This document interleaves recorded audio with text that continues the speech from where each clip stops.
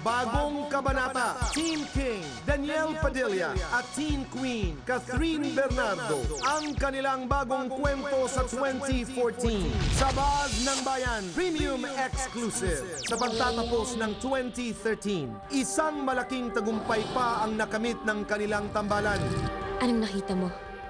Yung multo dun sa burol. Sa halos 3 taon nilang pagsasama sa telebisyon at pelikula, walang humpay nilang pinaibig at pinakilig ang kanilang mga tagahanga. Pagdating naman sa tunay na estado ng kanilang relasyon, kailanman hindi nila itinago sa publiko ang espesyal nilang pagtitinginan. Subalit noong Pasko, isang tweet di umano mula kay Bibi Gandanghari ang gumulantang sa bayan. And we quote, "Merry Christmas, Danilo. I wrapped up your GF Bernardo just for you. LOL. End of quote. Agad na gumawa ito ng ingay sa social media. Tila ito na nga ang matagal nang hinihintay na kumpirmasyon ng mga sumusubaybay sa kanilang tambalan. Kaya naman ngayong 2014, handa na ba nilang buksan ang bagong kabanata? Hindi lang sa kanilang tambalan, kung hindi pati na rin sa kanilang espesyal na relasyon. Ang kanilang nag-iinit na sagot, Daniel Padilla at Catherine Bernardo, dito sa Bal ng Bayan.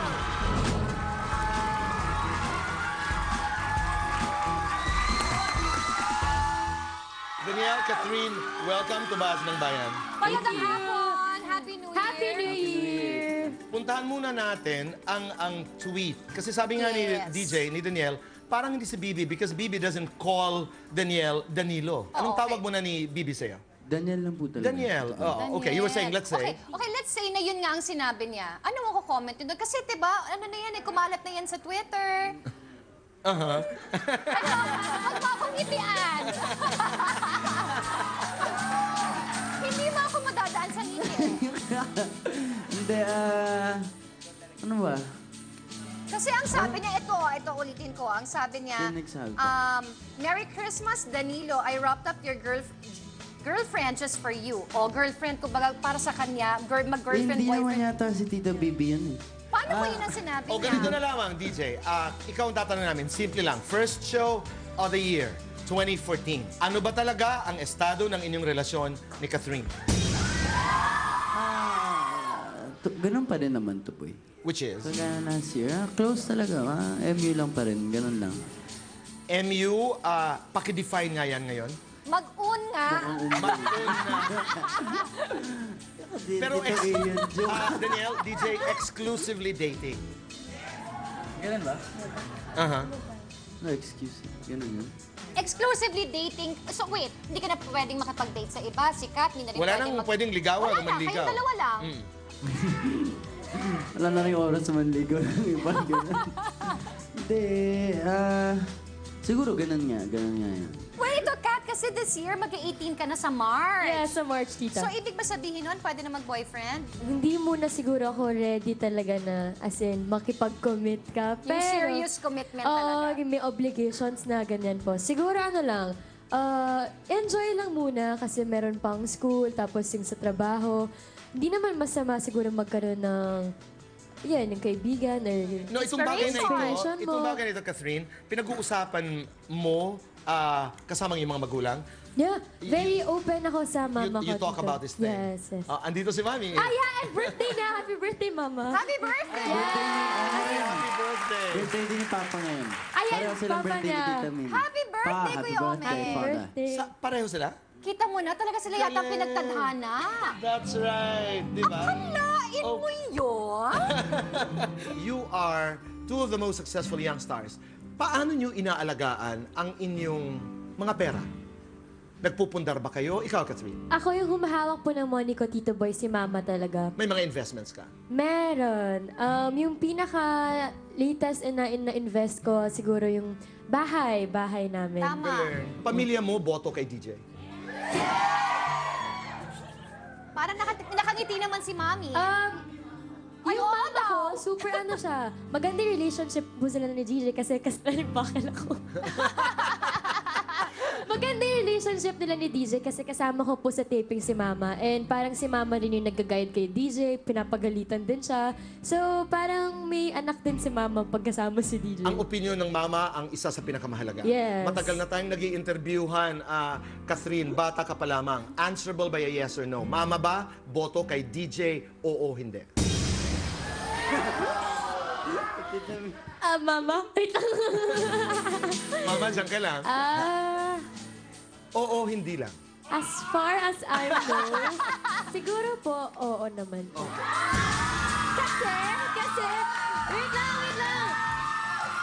Kasi feeling ko, nag-gain na din kasi yung yung trust and na-prove naman siguro po ni DJ na maganda yung intention niya. Tama.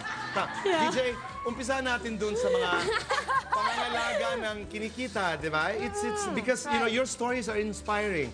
Yes. Your models, ang daming tumitingin sa inyong dalawa ng mga kabataan. Paano mo pinapangalagaan yung kinikita, DJ? Si Mama po umahawak ng pera ko. Kasi ako naman po, hindi naman po ako hingi ng hingi. Yung ngayon, yung bahay ko rin. Tapos na sa merch, yun. Wow, that's so nice. Pag-usapan natin yung relasyon. Kanina sabi ni Catherine, boto si Mama, oo, Tito Boy, di ba? Ikaw, Daniel, wala na talaga. Wala ka ng ibang nakikita. Iisa lamang ang babaeng pwedeng pumasok sa puso ni Daniel Padilla.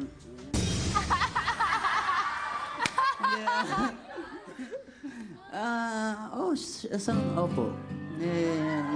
Okay na yun?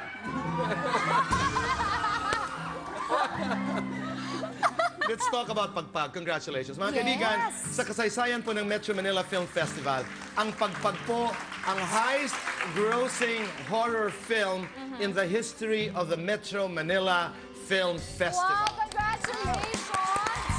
Congratulations!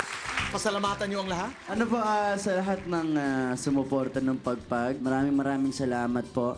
At nagustuhan niyo po yung palabas na ginawa po namin. Kaya, thank you so much. Thank you so much.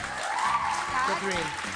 Super ganda ng nagtapos yung year namin, Tito Boy, kasi nga super sinuportahan ng mga tao yung movie namin ni DJ. So gusto ko magpasalamat. Salamat po talaga sa mga fans na mga sumuporta, yung mga kaibigan namin, sa family namin. 160M na as of today. Wow! Congratulations! Gusto namin magpasalamat, of course, sa Star Cinema, kay Tita Malu, Sir Enrico, and kay Mother Lily sa Regal Films. Thank you so much sa magandang project na binigay na sa amin ni DJ. Ano ang inyong pinaka-importanteng leksyon na natutunan dito sa pelikulang ito? Ako to boy, nung sinasabay ko yung Got to Believe, pati yung Pagpag, parang bigla ko na lang sinabi na, sa sarili ko lang na mahal ko na yung trabaho ko. Kahit minsan, hindi maiwasan nagreklamo ka na eh. Di ba po? Dahil sa pagod, sa stress, po yan. Pero sabihin mo rin sa sarili mo na ito yung, kumbaga, ito yung lifestyle ko ngayon. Ito yung nagpapasaya sa akin, nagpapasaya sa mga tao. At sa pamilya mo. Yun talaga. So, Wow. That means a lot. Yeah. Ito na ang aking buhay. Ikaw, Catherine. Ako siguro, Tito Boy, lahat talaga may hard work talaga na kasama yan. Na hindi mo talaga makuha na overnight lang or gumawa ka ng pelikula na hindi ka talaga maghihirap para makita mo na magbunga yun. So kami, alam nila direct Cathy yan na para na kaming zombie pag-taping kasi everyday. Pero ngayon parang worth it lahat yon kasi sobrang ganda ng kinalabasan. Na-appreciate ang inyong hard work. Huling katanungan na lamang. Dahil first show of 2014 ang Bahas ng Bayan. Kung meron kayong naisabihin sa isa't isa, ano yun? As friends, as special friends, As ano ang mag-MU. nais nyong sabihin sa isa't isa? Gusto ko mag-thank you sa patience niya sa akin. Kasi hindi mo may iwasan since puyat kami. Tapos, Ang ganda-ganda mo na ngayon. thank you. Alam mo, bata kasi ito eh. Alam mo, but Tita she's Boy, so beautiful. yes, alam mo, Tita Boy, pag pinapanood ko siya sa Got to Believe, magkasama naman kami. But when I see her on screen, na walang makeup, na very simple, ang ganda. Oo. Ang ganda mo! Totoo yun. Coming from somebody beautiful like Carmina. Tita Okay. Carmina. Tuloy mo ang iyong sinabi. Gusto mo mag-thank you kasi. Okay. Hindi, gusto ko wait, thank you. Thank you rin sa, sa patience niya. Kasi, sabihin mo sa kanya. minsan moody na pag sa taping, wala na pag madaling araw, parang sa kanya ko nabubuhos yung mga galit ko or maiksi na yung patience ko sa kanya. Pero yan, thank you for understanding mo. Wow. Yeah. DJ, ikaw. Ikaw naman, Dij. Walang problema. Hindi lang. Hindi, Walang problema anytime. basta yung gusto ko lang, nung year na, last year, tsaka nung last year, thank you dahil maraming natulong si Catherine sa akin. Sa simula pa lang, siya na yung tumulong sa akin. Hanggang last year, siya pa rin ginaguide niya ako sa lahat ng dapat kong gawin. At ngayong year, gusto ko sanang marami pa tayong magawa. Na magagandang bagay at magpapasaya ng mga tao at ikakasaya natin dalawa. Ay, kinikilig kami! Oh my gosh! Anong tawagan niyo sa isa't isa? Bal. Ano yung bal? Kambal. Bal. Kasi lahat na lang magkasama na kami. Package na kami. Correct, bal. So, kambal na. Bal. Okay. Mga kaibigan, huwag po kayong aalis. Dahil magbabalik pa po ang Boss